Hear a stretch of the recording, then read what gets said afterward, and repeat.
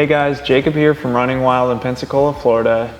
And in today's video, I'm going to dive into some of the specs of the new Hoka Speedgoat 4 and compare it to the previous model. Speedgoat 3 is a shoe I selected to run the 2019 Leadville 100 miler in, and it performed extremely well for me there, so I definitely had high expectations for the updates in the Speedgoat 4.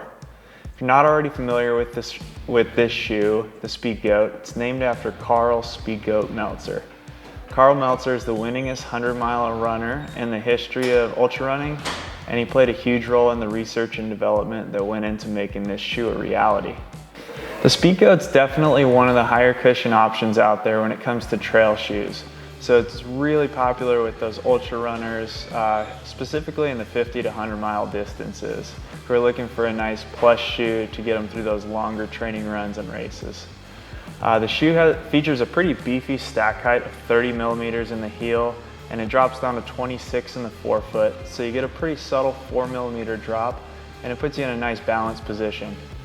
The midsole foam in this shoe is definitely still soft, but it's gotten quite a bit firmer since the Speedgoat 3.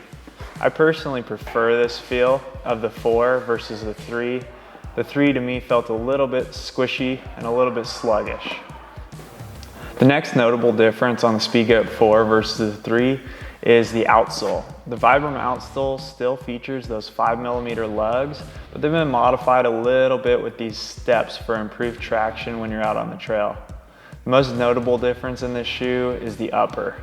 Not only has Hoka widened the shoe up a couple of millimeters, they've also opted for a super thin tongue. And I'm typically not a huge fan of these paper thin tongues because they kind of seem to lay right on my ankle and cut in a bit. But this shoe's an exception because it's a nice soft material. In the past, the Speedgoat's always felt a little bit too shallow to me from the footbed to the top of the upper because my foot has a pretty high instep. And this redesigned tongue on the shoe has added a little bit of volume to the shoe and improved the overall fit just by adding a little bit of depth from top to bottom.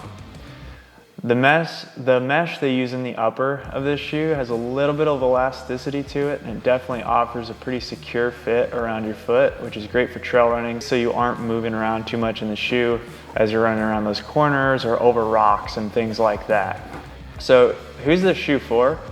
I'd say the Speedgoat 4 would be a great running shoe for somebody looking to do those longer distance trail races, or if they're just looking for a really nice cushiony trail shoe, especially somebody who's already running in a Hoka and they're looking for something with a little bit more traction and they want an easy transition from their road shoe into their trail shoe. If they're running in something like the Clifton or the Bondi, this is going to be a really natural progression for them. So as always guys, please be sure to get into your local run specialty store and try on a couple of different options before you make your final decision.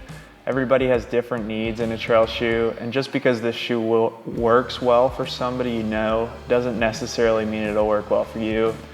If you have any questions, please go ahead and ask them in the comments section of the video, and I'll do my best to answer them. If you enjoyed this video or got anything out of it, please be sure to go ahead and hit the like button and subscribe to the channel for more running related content. I hope you're all staying safe and running happy throughout the pandemic, and I'll see you in the next video. Happy trails.